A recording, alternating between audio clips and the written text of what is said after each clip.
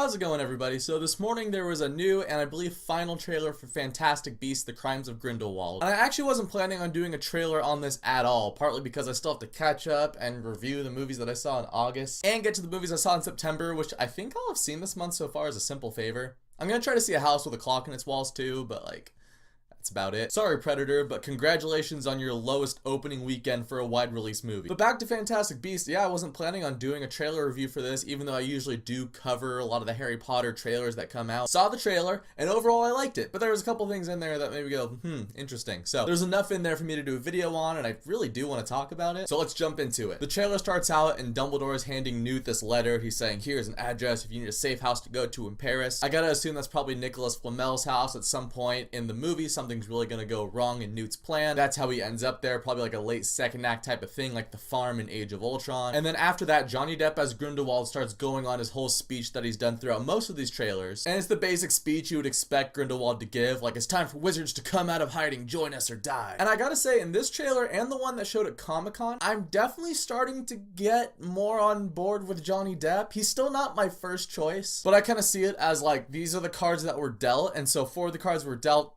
he's not bad. I'll say it could have been worse, and I will say I'm curious to see how he does in the movie, and I'm not as pessimistic as I was 2 years ago when it first got announced. The main theme of this trailer, though, did seem to be action. There's that violin going, like, shredding. That was a horrible violin, but you know what I'm talking about? The music in this was awesome, and a lot of that action does go back to Grindelwald. He's whipping the Elder Wand around, causing all those blue flames to show up in what looked like a courtroom in the Ministry of Magic, where I'm assuming the climax of the movie takes place, because it looks like all the major characters are there. And I liked a lot of the action that was shown in this trailer. It feels more adult than the Harry Potter movies, like in Deathly Hallows Part 2. That whole movie was just one giant battle, and I really like the Harry Potter movies, but I'm also really excited to see more of wizards who have graduated from Hogwarts. I think it's going to be cool to see a full-scale wizarding war really going down. We got that in Harry Potter, but this looks like it's going to have even more spectacle, so yeah, I'm looking forward to that. But two main points that I really want to bring up about this trailer. One, Nagini. So Nagini is in this movie, I guess. Yeah, during Grindelwald's whole speech, they go to the circus thing that we've mainly been seeing Credence at throughout these trailers. And he looks over at this girl in the ring and goes,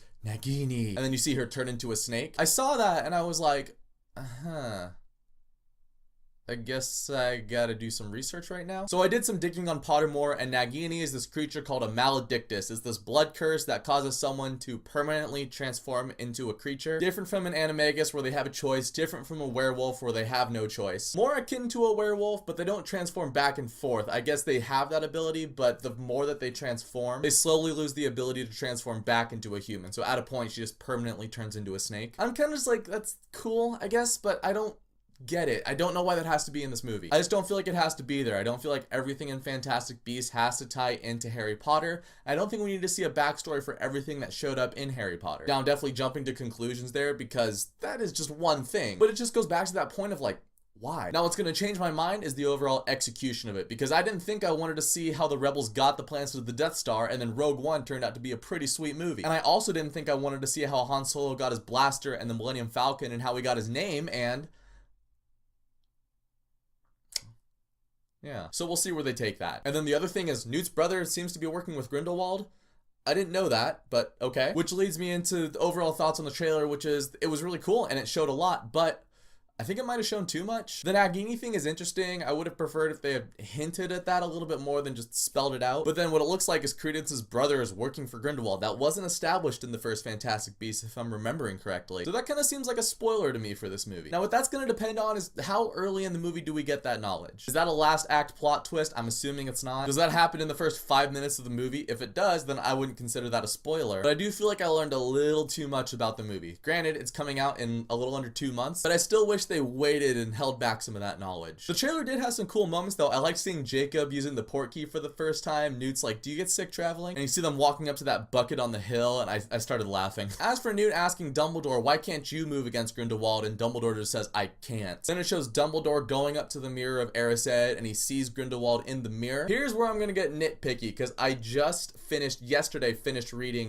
Deathly Hallows again. And this is spoilers for the Deathly Hallows book, and I guess potential spoilers for the movie, so if you haven't read read Deathly Hallows the book, I would recommend skipping this part. So when Dumbledore and Grindelwald were 18, they spent a summer together, they got really close to each other, and they started to develop romantic feelings towards each other, or at least Dumbledore started developing those feelings towards Grindelwald. In a nutshell, what happened is they were getting into some dark magic, Dumbledore's younger brother confronted them, a fight broke out which resulted in the death of the Dumbledore's younger sister Ariana, and Harry assesses in Deathly Hallows that what Dumbledore looked at when he was looking in the mirror of Erised was not a pair of woolly socks like he said, but it was actually seeing his family reunited and whole again. So now going into Fantastic Beasts, you have him looking at Grindelwald in the mirror, which makes sense, he does feel attached towards Grindelwald, but it does also negate that whole seeing his family reunited deal. Now you could say Dumbledore's younger, he hasn't matured that much yet. I mean, granted he's in like his 40s, but he's not wise old Dumbledore from Harry Potter, so maybe he does still feel those attachments towards Grindelwald, except in the Deathly Hallows book, Dumbledore does tell Harry the reason he didn't want to go against Grindelwald is because in that fight between him, Aberforth, and Grindelwald, they didn't know which person actually cast the curse that killed their sister, and Dumbledore was afraid that Grindelwald had that knowledge, and Dumbledore was afraid of it being him, so he didn't want to go fight Grindelwald because he didn't want to know the full truth. Now, does all of this really matter? No, and I probably dragged this video out for no reason whatsoever. But it does frustrate me when something is established in the books or movies previously, and now we have this new incarnation that's telling us something different. It just makes the world feel less real, you know? Anyways, I forgot I wanted to address that, so I figured I'd tack it on to the end of this video. Overall, still looking forward to The Crimes of Grindelwald. I still hate the title of the movie, but I do think the movie is looking pretty awesome. But just a couple little things like Nagini and the Mirror of Erised thing and Newt's brother working for Grindelwald, that made me shrug my shoulders when I first watched this trailer. But what I do want to know is what all of you guys thought of this trailer, so let me know down in the comments. And thank you so much for watching this video. If you guys liked it, you can click subscribe and check out some of my other videos, and I'll catch you guys next time.